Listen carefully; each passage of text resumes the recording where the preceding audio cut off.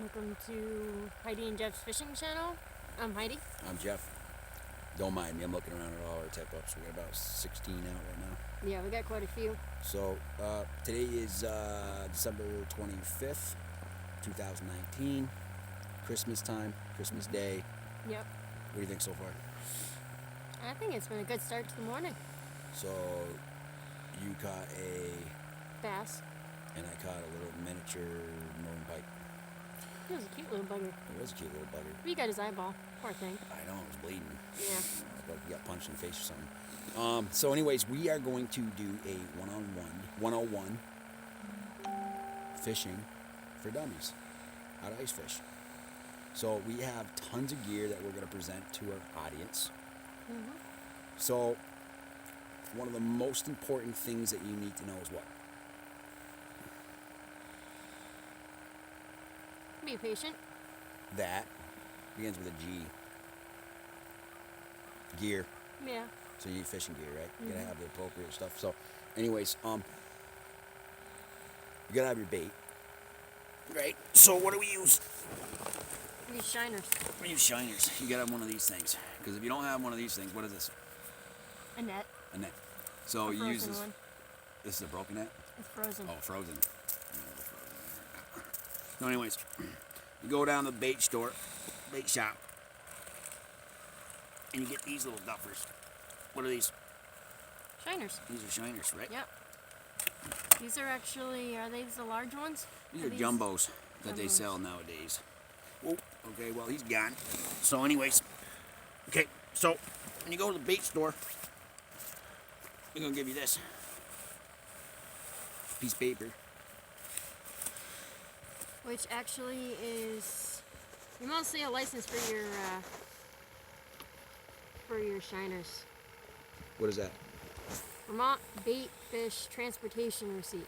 So you gotta have this, and you have to name the place that you're gonna go fishing. This gives you an authorization to fish at the pond or lake or river that you're at, because you have to transport live fish. Technically, you're not allowed to transport live fish and bring them from spot to spot. It's against the law, right? Yep.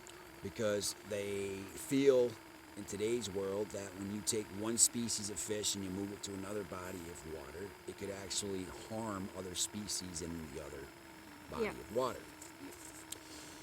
So you have that. So you got to have a bucket, 5-gallon bucket. This is a bubbler.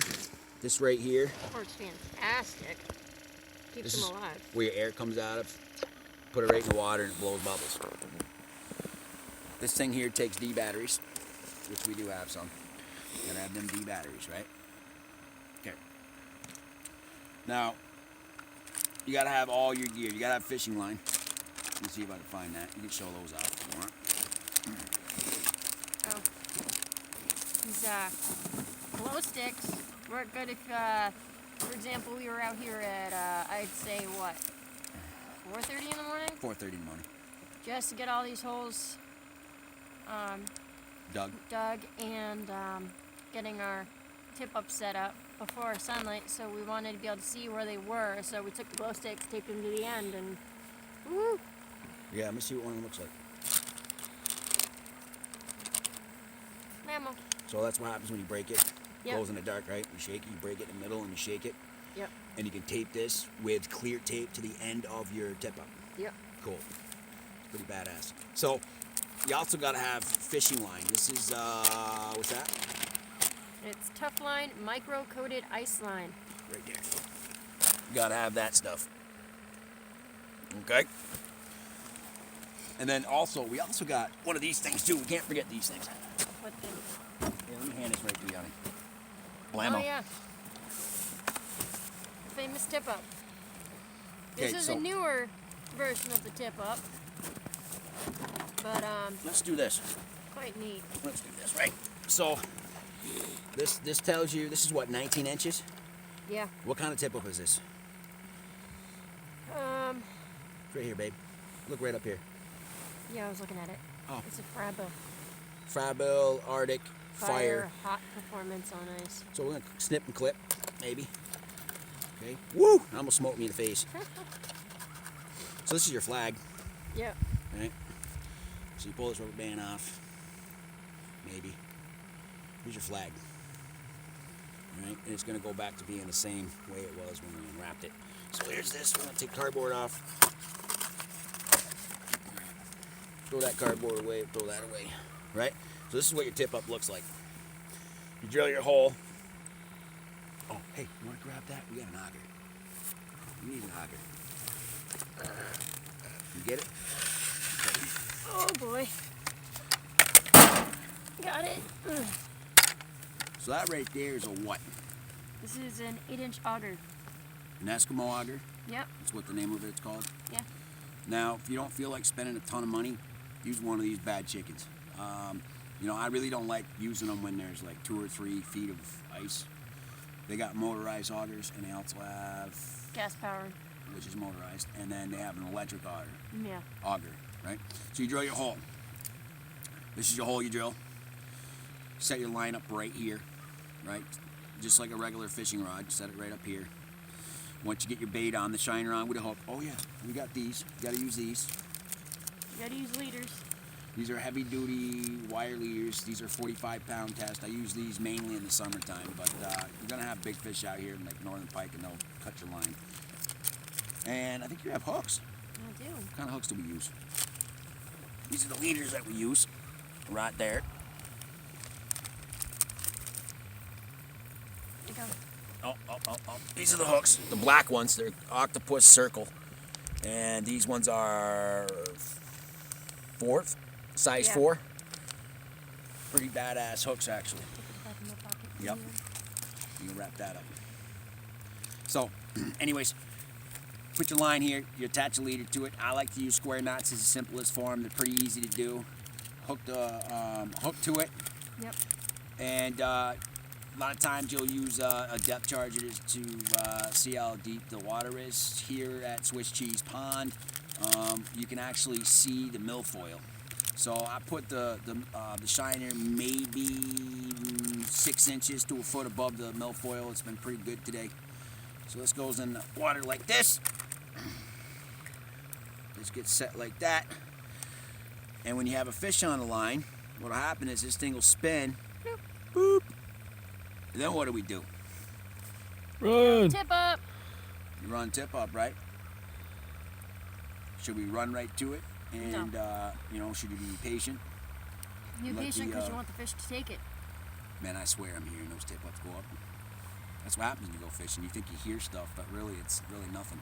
Yeah, I know. All right, so yeah, that's that. So after you drill your hole, though, we got to get, before we do that, we got one of these thingamabobbers. What's this? Ice scoop. It's an ice scoop. So, Nice one too. yeah, it is a nice one. It's got even got a measuring thing on it. And It's got a measuring thing right here. it's got a little chisel at the top. Chisel. There's a scooper, Mm-hmm. right? So you scoop out all the ice in the hole, and you put your tip up, set it up. What else we got? These are night lights, right? These are for nighttime when you're fishing. They work great. This morning we came out, like we said, about 4:30. We're out here trying to beat everybody here. It's Christmas Day. We didn't really keep that in mind because everybody's opening Christmas presents, except for the 3 of us. This is how we're spending our Christmas, which this is kind of fun actually, It is fun. a little bit. I'm down. Yeah. So we brought a Coleman grill with us. Yep. We've got chicken, we got wraps, we got onions, peppers, tomato, garlic. We're gonna do something crazy with that, make something Yes, yummy we are. for a bunch of dummies like we are out here, the only ones out here today. What else we got going on? Good source of heat. Yeah, it is a very good source of heat when we run it. So if you happen to fall on the ice, what should you do? Put your arms out. Try not to freak out, right? So you want to put your arms out like this, right? Stay above the water. Yep. A lot of people are gonna freak out and they're gonna fall through the ice and they're gonna try to get out of it, and that's the worst thing you can do. You know, hypothermia I think takes 30 seconds to a minute, maybe. Yeah, something like that. So it sounds like the bubbler's got problems. Yeah, it's frozen. It's frozen, ain't it? So I think we've covered everything. The big fish, Eli. for the big northern pike For the or any other biggins. really big inlands. You're gonna use one of these things, right? This is real sharp. It's a pick. You grab your fish with it. This is super sharp. It will cut you pretty bad. And then we also have one of these things to weigh our fish. And we use the bucket to go around, and we put the tip ups in there, and we go around. It makes it a lot easier. Sled, so you can carry all your stuff. Highly recommend one of these things. This is the Go Crawler Stanley.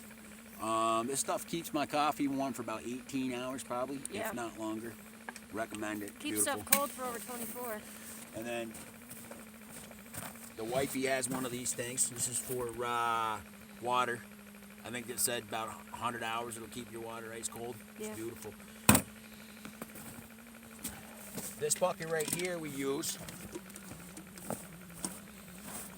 Put shiners in it when we're going around. It's so much easier to carry this rather than this.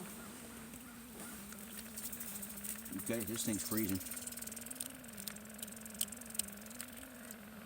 So, put your shiners in this. I usually use my hands, but a lot of people use little nets to scoop out the shiners.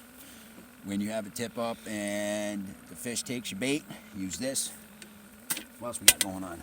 Oh yeah. You gotta have these things. Propane tank for your Coleman grill. Yep. Always come prepared. We use scissors. We have knives. Trusty old knife. Scissors to cut your line with. Speaking of, we got these things too. What is this? That is a hook remover. It's a hook remover. So you can get way down the back of the fish's neck with these things, pull hook out. Right? Okay. The other important thing you need when you go for, instead of having just your fishing gear, What's that? the right clothes to wear. Ah, that's key to success right there. Toe warmers. They got core warmers, little pads that go on your chest. You never put that stuff where? On your skin. Or on your butt cheeks. Yeah, 'cause it'll burn you. It'll burn like crazy. You definitely don't want to do that. I got some pretty nice warm tootsies right now. You do have some nice warm. Did you say tootsies or tootsies? Tootsies. Tootsies. My Okay. toes. Your toes. So you have My toe toes. warmers. Yeah. All right. And looks like you got yourself a couple of new things. You got your what? Looks like a ski mask kind of sort of thing. Yeah, on your kinda. face. Right. And you got yourself a nice little winter hat, and you Yep. got reflective gear. You know, a nice hat. Except the yeah. ball's in the way though. Yeah, she loves her balls.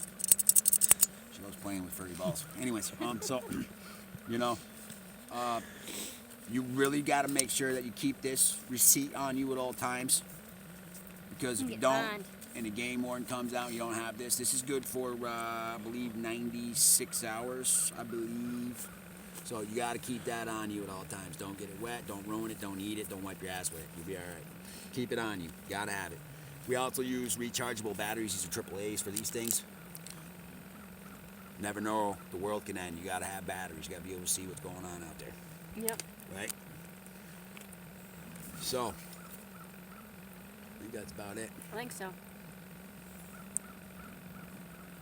Think we're good? I think we're great. Okay. Eli, why don't you show the world what we're fishing at, the environment that we're fishing. You show everybody. Eli's filming for me today. He's my special guest. Hell of a good guy. Look at that. That's so beautiful, ain't it, Eli? Anything you like to talk about, Eli? Raviolis. Man loves his raviolis. He's a ravioli master. Oh, so Can't forget about hot hey, dogs. You know what? Let's do that. Actually, as a matter of fact, Eli. One more thing. Eli is a ravioli master. So he decided to bring himself some raviolis today. Fine delicacy. This is almost better than eating at a 4-star restaurant. Maybe. So, anyways, what'd you do? We didn't have a can opener, so what'd you do? Use that knife there next to you. This knife right here. Yes, sir. And what'd you do with it? I tore that paper off that can there, and then I took that knife and I shoved it down into that can there and cut around the edge like you Shoved would a this can down opener. the back of the can's neck. Yep. Right, and poked it. Tore the top off, threw it on a Coleman grill. Yep. You gotta stick it and then lick it. Then we ran around like chickens with our heads cut off, going after all the tip ups, and While you're trying to eat your ravioli. At the by same the time. time I got back, she was done. Right. Yeah, we've been running around actually. We've had quite a few bites today. We've had 2 successful catches. I think a lot of the fish are testing our bait to see if they really want it. I mean, it's no different than any other bait. So, yeah, they're just fooling with us today. But we've had quite a few tip-ups go up. Yeah, we have. So, yeah. Love Swiss Cheese Pond, man. I know, it's awesome. It is awesome. You know, some days are better than others, but like we said, tip up as we speak. Oh, really? So, my name's Jeff. And I'm Heidi. For you, Eli. Ravioli Master. So, I'm going to run and go get that tip up. We'll see you on the flip side. Sharon, He's caring. we love you. Hope God, you learned Merry something. Christmas. Merry Christmas. Happy New Year.